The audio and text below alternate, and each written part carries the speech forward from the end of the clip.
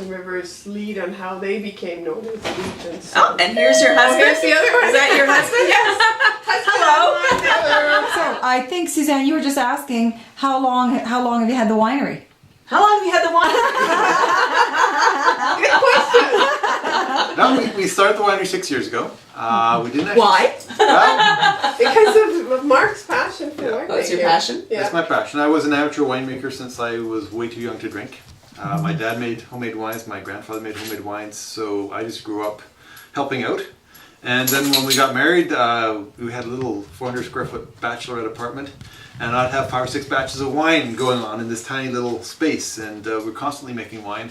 And everywhere we moved, I'd be planting grapes, I'd be making tons of homemade wines, and just got to the point where I was making 50, 60 batches a year. All of our friends, neighbors, family were all asking me to make wine for them, and we just going, well, this is interesting.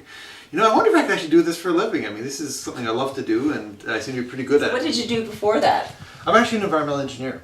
Oh, okay. So, it's kind of related in a way. Kind of related. I mean, Yeah. I actually have an engineering degree in chemical engineering, and worked in the oil patch for a few years. Went to Southern Ontario, worked in the petrochemical valley. Well, there is a bit of Sarnia. chemistry in winemaking. That's There for is Sure. actually there's quite a lot. Mm-hmm. I've actually applied some of my my background in quite a few of the things we do. So yeah, and we came up with this really wacky idea how to start a winery. So we actually started it in the basement of our house in a residential subdivision.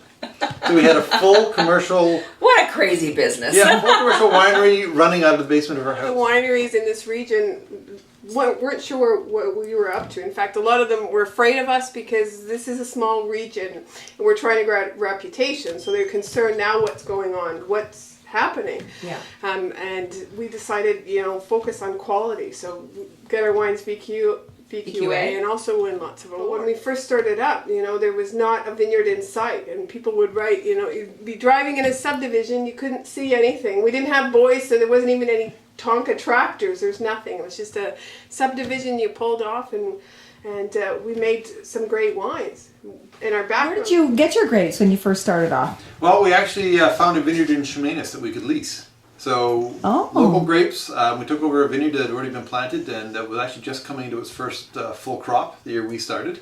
Mm-hmm. And the owner there was he's actually about retirement age and realizing that 3 acre vineyard is a lot of work, and was trying to figure out how to To work around it. to work around it. And so we came along saying we would love to have a vineyard like that that we could manage, and so we actually took it over. And so we actually took over and leased his vineyard. And so we're about 20-minute drive away, and so we would be managing the vineyard, and then we'd come and pick them and load them up in picking bins into a trailer and truck them back to our house. Sounds like an awful lot. Because we were classified on our home, we were classified on the same scale in the government's eyes as Mission Hill or Jackson Oh Trace. my goodness. We could have bought our grapes from all over the world, but we knew what our long-term goal was. And if we would start buying grapes from all over the world and become a small estate winery again, we'd have to pull back. Uh-huh. So we've done both sides. We've done the big, usually you become a big commercial winery because you don't have enough volume out of our state. Well, we did the thought process, let's try this commercial winery to get so that we can find the farm that we have. So we've kind of reversed it and done something completely outside of the What box. do you think are the best varietals for this region and why? The ones that you make? Actually, the established varietals, the Pinot Gris and the Pinot Noir, are exceptional. So, Pinot Gris. Like, look at this wonderful Pinot Gris that we see here that you've poured in the glass. and no one's tried yet. No, I know. What's wrong with this picture?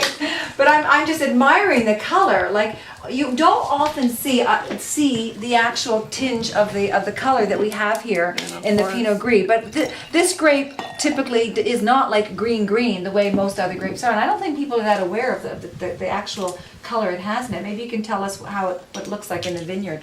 Yeah, it's almost mauve. I mean, it's a very light purple, not nearly as deep as the traditional red grapes, but it is a really beautiful color. And that's exactly what you're seeing here. We let it sit on the skins for about a day and a half. Ah, okay. And so it's pulling that color out of the skins for that day, and in addition to the color, it's getting lots of complexity, some nice mouthfeel, some astringency. Makes it a white that's a little bit more like a red. Again, more to my taste. Yeah, you've won some awards on this Pinot Gris, I understand. Yes, we've won, this one's quite a coup. We've won 3 out of 4 years gold medals at the All Canadian. Congratulations. We should actually try the Pinot Yes. Gris while we're standing here. And you didn't call it Pinot Grigio, you called it Pinot Gris, right? We did. What was the thinking behind that? As I Yeah, sit to down? confuse everybody else. Yeah. Because we've made it in the style of Pinot Grigio, but the origin of the grape is Pinot Gris. Right. And the technical grape in our vineyard is Pinot Gris, so it has a French origin. However, the style of winemaking is the style of Pinot Grigio. So we've Okay. totally confused everybody because we've done a mixture of both. Sure, you just wanted to cover all your bases Yes. like that. Sounds like you did. Well, would you mind if we took a little sip? Yes, that would be Okay, great. let's do that. You pulled out the real glasses for us, Linda. I think Yes. thank you very much for doing being that. amazing. That made us feel special. She Look, polished I them and know everything. dishwashing, so- Yeah, right. And I polished and everything. There is a little trick. We've got the stemmed ones for special people. So cheers. Oh, cheers. Thank you. You do taste a little bit of the minerality I find in there. Very, very nice. Nice and crisp. What would be your favorite food to enjoy with that? Well, we did a little trick on our back of our bottle. Oh, you did? So, Okay, do tell. We decided a lot of people are too busy to figure out what they're going to have for dinner and Right. wine, so we put little food icons.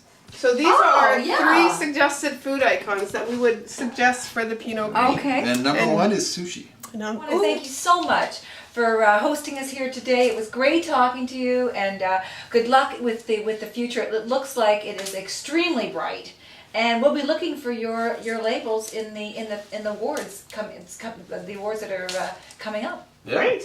Thank you. Thank you. Cheers, everybody. Cheers. Cheers. It's all about this. Facebook and Twitter. There you go. LinkedIn. Yeah. Well, we're gonna have to be buddies. Yes. There you go.